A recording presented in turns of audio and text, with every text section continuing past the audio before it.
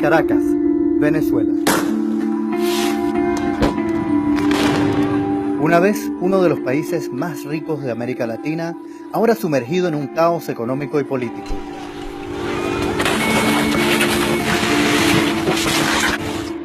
El país con las mayores reservas de petróleo en el mundo ahora se ve incapaz de alimentar a su gente. Aún si muero, valdrá la pena. ¿Por cuánto más seguirá esto? Somos un país con hambre. Mientras que cada vez más venezolanos protestan en su contra, el presidente Nicolás Maduro impulsa un nuevo proyecto político, la Asamblea Constituyente.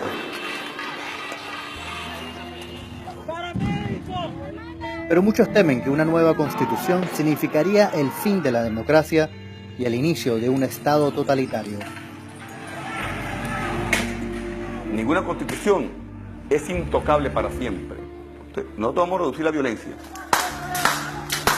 Después de meses de protestas, BBC Mundo descubrió perturbadoras acusaciones de tortura a manos de funcionarios del Estado en contra de los manifestantes. Varios oficiales nos dijeron, les vamos a dar un tratamiento de shock.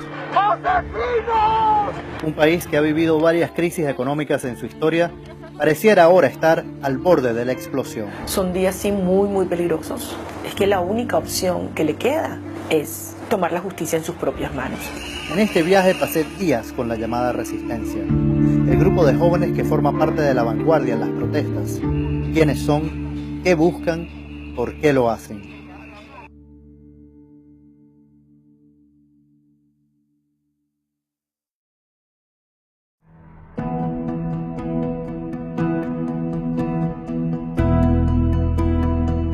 Como en cualquier ciudad latinoamericana, para encontrar a un manifestante siempre es buena idea ir a una universidad. Esta es la Universidad Central de Venezuela. Cuando yo estudiaba acá, protestábamos por el aumento del pasaje estudiantil. Hoy en día la situación es un tanto más desesperada. Los estudiantes de la Resistencia no suelen hablar con los medios fuera de las protestas, pero un grupo aceptó recibirme. Hemos resguardado sus identidades y cambiado sus voces por su propia protección. Como yo lo veo, la resistencia es todo aquel que lucha contra el régimen. Mucha gente ve al gobierno como una dictadura, y si te fijas en lo que hace, es realmente eso. Creo que la resistencia es toda esa gente que sale a la calle a protestar, que quiere tomar la iniciativa y enfrentarse a la policía y a la Guardia Nacional. No es que haya un pequeño grupo de resistencia por ahí y otro de gente normal por allá. No, todos estamos en la resistencia y todos estamos en contra de lo que está pasando.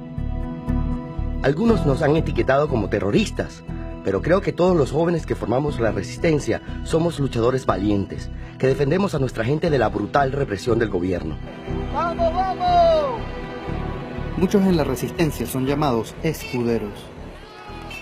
Para ellos, su rol es proteger a quienes marchan por parte de la sociedad civil. Lo que yo quiero es que se vaya Nicolás. No quiero cola. Vamos a encontrarnos con un grupo de la resistencia en Las Mercedes. De ahí vamos al lugar donde normalmente empieza todo. Y cuando la policía o la Guardia Nacional actúa, entonces son los escuderos quienes salen al frente. Nunca nos dejan llegar hasta donde se supone que acaba la marcha. Nos ponen como excusa que destruiríamos toda la ciudad. La policía y la Guardia Nacional intentan echarnos para atrás, así que nosotros también aprovechamos cualquier chance para avanzar. Mi trabajo es recuperar los cascos o guantes que se caen y devolvérselo a los chamos. O cuidarlos, o recoger piedras. No es solo cuestión de marchar y ya está. Todos tenemos una responsabilidad en esto. Aunque se muestran en ocasiones un poco ingenuos y hasta quizás irresponsables, pero lo que está claro es que lo que hacen requiere de un enorme coraje. En meses de protestas, decenas de jóvenes han fallecido. La mayoría son aquellos como estos, que luchan en el frente. No deberíamos ser solo los jóvenes los que salimos a la calle. Debería ser cosa de todos. Todos tenemos que salir a protestar. Sufrimos las peores decisiones del gobierno. Por eso no tenemos opciones si queremos ser independientes, echar para adelante y ganarnos la vida. Me he dado cuenta que en la mayoría de las marchas, los que están al frente son los más jóvenes. La verdad, no creo que esos chamos tengan que estar ahí. Se supone que tú tienes que luchar por el futuro de tus hijos. No deberías dejar que tus hijos lucharan por tu futuro, ¿no es verdad? Pero ¿cómo llegó Venezuela a este punto? Cuando Maduro fue electo en 2013, la llamada revolución bolivariana que lanzó el fallecido Hugo Chávez ya estaba mostrando grietas. Una enorme estructura de gasto público que muchos llamaron insostenible por años, terminó de colapsar con la caída de los precios del petróleo.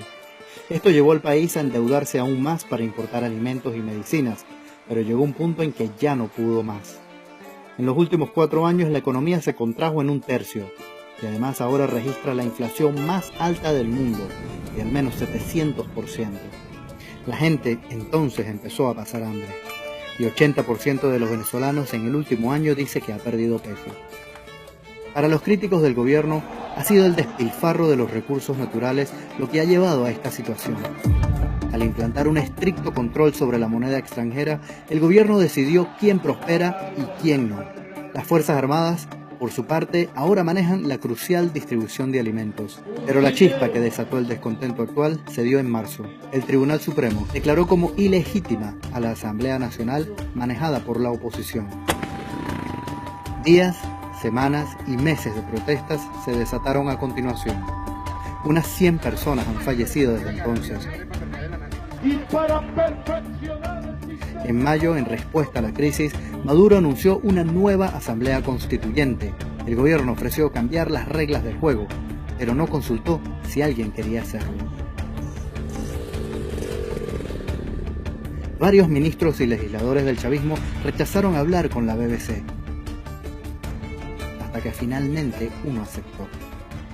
El que lo hizo fue Freddy Bernal, el ministro encargado de la distribución de alimentos, un trabajo clave actualmente. Desde el principio de nuestra conversación, Bernal fue claro en quién es responsable de la crisis. Cuando el presidente Hugo Chávez fallece, los Estados Unidos deciden retomar el control de América Latina. En ese orden, cuando apenas el presidente Nicolás Maduro ganó la presidencia, comenzó un proceso desestabilizador para tratar de derrocar al gobierno.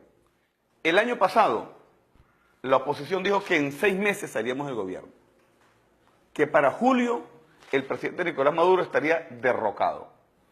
Este año han asumido la violencia.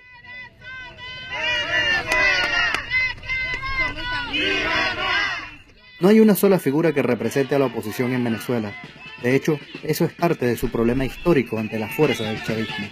Pero María Corina Machado es una de las personas que conforma la agrupación de partidos políticos que busca que Maduro adelante las elecciones. Estamos hablando de un país que tiene más del 80% de la población viviendo en pobreza, donde con un sueldo mínimo, que es casi el sueldo único, a la gente no le alcanza ni para el desayuno. En las calles de Venezuela hay hambre de comida, de medicinas, pero también hambre de libertad. Bloquearon el referéndum revocatorio, desconocieron la Asamblea Nacional y ahora pretende imponer a la fuerza una nueva constitución. Esto en la práctica es demoler la república y esto en la práctica es presentarle al país solo 2 opciones, o sumisión o violencia.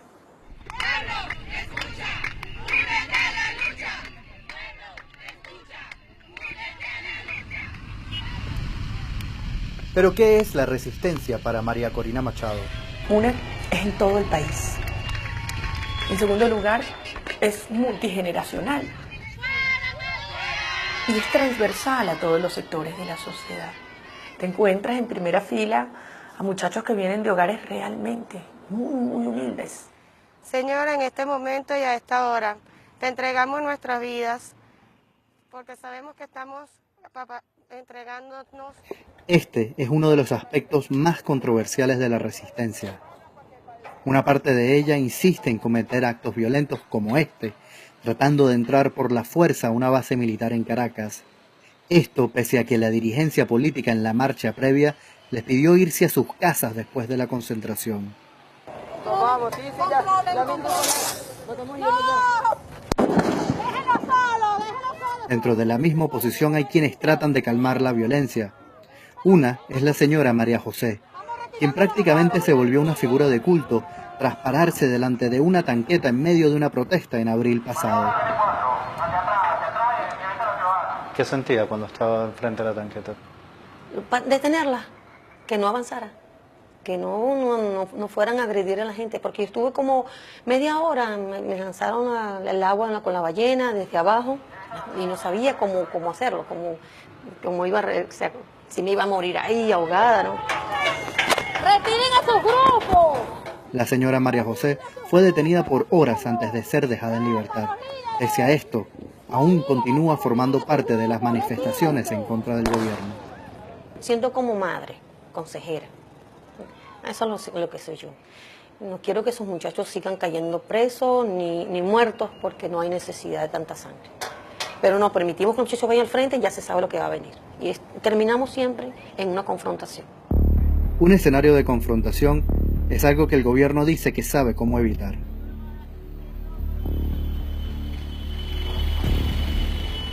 Aquí los violentos son muy pocos, y los estamos derrotando. Y ellos lo saben. Cada vez son más violentos, pero cada vez son menos.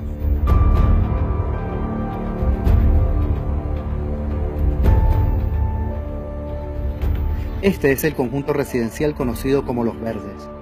Ha sido uno de los principales focos de protestas en Caracas desde abril. Vecinos de los edificios han puesto barricadas y se han enfrentado con la policía y la Guardia Nacional con frecuencia.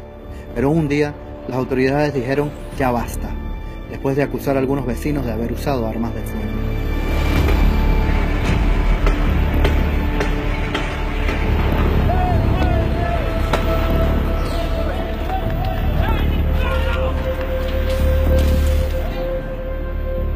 Entra a la tanqueta y comienza una balacera horrible del tanque hacia los edificios directamente.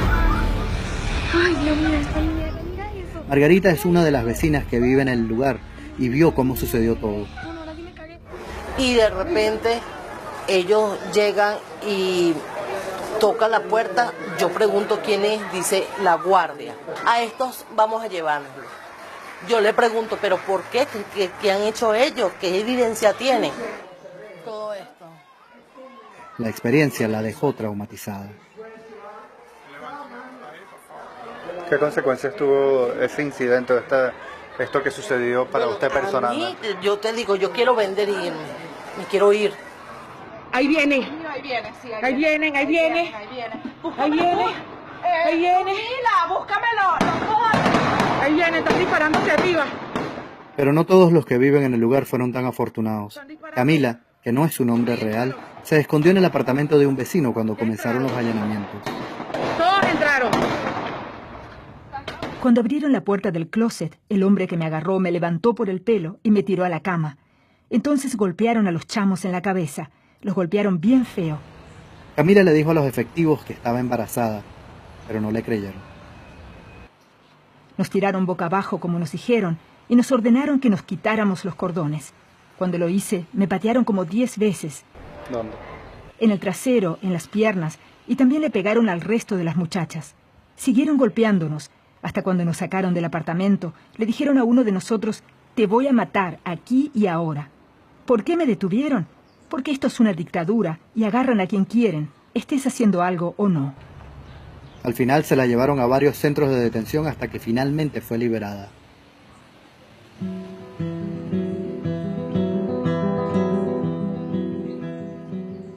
Simón no contó con la misma suerte.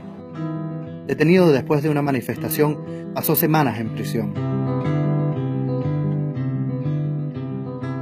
Me agarraron por detrás. Deben haber sido unos 18 o 20 policías que vinieron por mí y a golpes y a patadas me montaron en una moto y me llevaron a la sede del Servicio Bolivariano de Inteligencia.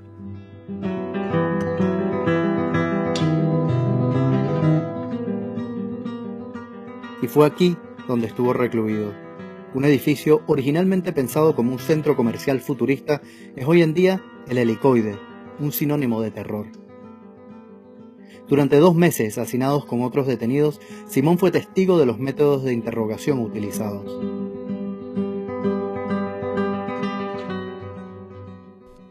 Uno volvió. Estaba todo asustado. No podía estar quieto y tenía una quemadura en las orejas. El otro muchacho tenía moretones por todo el cuerpo y se notaba que había recibido shocks eléctricos.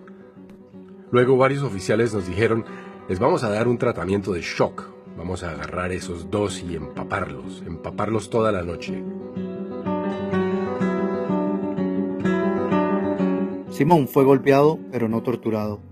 Pero aún después de que un juez emitiese una orden de liberación, los funcionarios de la policía política lo retuvieron por otro mes más. La experiencia no se le ha borrado de la mente. Por la noche estoy muy nervioso. Al mínimo ruido salto de la cama. Siento que no sé qué va a pasar. Sigo preocupado de que cualquier momento me van a tocar la puerta y me van a llevar de vuelta allá. El tema de los derechos humanos es algo que ha venido alarmando a los diferentes sectores en el país, incluyendo a la fiscal general de la Nación, Luisa Ortega Díaz, quien pasó en cuestión de semanas de ser una chavista férrea a criticar abiertamente al gobierno de Maduro. Porque aquí parece que todo el país es terrorista. Y yo lo que creo es que tenemos un terrorismo de Estado. La fiscal, en sus palabras, habla de terrorismo de Estado, habla de violaciones de derechos humanos. ¿Cuál es su visión respecto de eso? ¿Cuál es su respuesta a eso? Mira, han muerto, asesinados en las guarimbas, más de 100 personas, pero de ellos, casi 20 son guardias nacionales o policías que le disparan con bazucas improvisadas. Y yo digo, ¿y por qué la fiscal general de la Nación no se pronuncia sobre ello? Yo podría decir aquí con responsabilidad que la fiscal general de la Nación, Luisa Ortega Díaz, es responsable, por lo menos por omisión, de la importante cantidad de muertos que han ocurrido en las calles de Caracas. ¿Usted siente de alguna forma también que han fallado al no poder garantizar que no mueran estas personas, por ejemplo, como responsabilidad de garante de la seguridad y de la paz en el país? Aquí, nuestra fuerza pública va desarmada, solo con escudos, protección y escopetas de perdigones plásticos y gases lacrimógenos. Porque para nosotros es fundamental el respeto irrestricto a los derechos humanos. Pero cuando yo asumo eso como gobierno, tengo que decir que en 30 días han habido más de 100 muertos. El gobierno tiene los responsables de 11 muertos, pero los otros 90 y pico muertos son responsabilidad estricta de el llamado a la violencia de Julio Borges, presidente de la Asamblea Nacional, de Frei Guevara, representante de un partido que se llama Voluntad Popular, y por supuesto de la señora Luisa Ortega Díaz. Pese a esto, la fiscal ha acusado al gobierno reiteradamente de utilizar incorrectamente las armas de control de multitudes. Muchos de los muertos y heridos son el resultado de ello. Pero Bernal no cree que la actual ola de protestas llevará a desestabilizar más al gobierno. La paz es el principal objetivo de este gobierno y esa paz la vamos a consolidar. Aquí, a pesar de que el gobierno de Estados Unidos quiera derrocarnos, Venezuela no va a ser Siria, Venezuela no va a ser Libia, Venezuela no va a ser Irak. Para María Corina Machado, sin embargo, el fin sí puede estar cerca. Que el fin del chavismo va a ser posterior a la salida de Maduro. Creo que hay un sector democrático que estuvo afecto a estas ideas, que va a reconstruirse y reagruparse con vocación democrática, pero dejando a un lado, aspiro yo, la dimensión criminal, militarista y autoritaria que este régimen acarrió desde el primer día. Maduro ya ha dejado muy claro cuál es el poder que aspira a través de la nueva Constitución, sobre todo lo que espera hacer con los políticos de la oposición. Solo estoy esperando que llegue la constituyente. Ya tiene su nombre, la celda, para donde va este terrorista.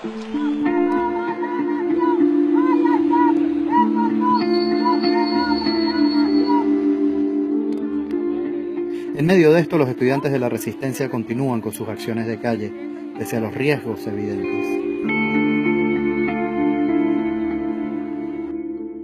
Personalmente no me importa dejarme la vida en las calles, si es por una buena causa. Creo que prefiero morir que vivir de esta manera.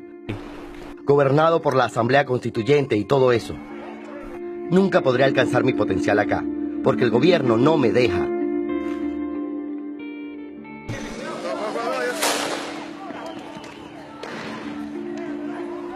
Personalmente tengo miedo, me asusta morir. Tengo miedo de ver otra persona morir, de estar cerca cuando eso pase. En el fondo, se supone que luchamos por vivir mejor en Venezuela. Cuando estás escudándote y ellos disparan perdigones, el impacto te deja sordo, te deja los oídos pitando. Siempre hay el riesgo de que por querer ver lo que pasa más adelante, un perdigón atraviese el escudo y te dé en el ojo. Puede que pierdas tu ojo o que te mate.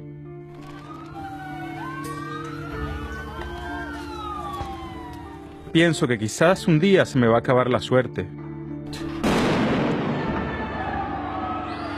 Y pienso en esos chicos que murieron antes de volver a casa.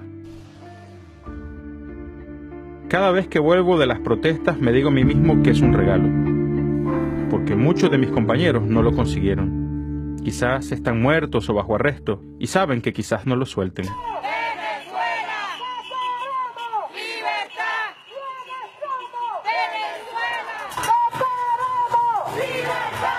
Este es un país que ha visto a muchos de sus jóvenes heridos, detenidos o muertos en estos meses de protesta. Y sea quien sea que lidere esta nación, esta será una herida que permanecerá por mucho tiempo abierta.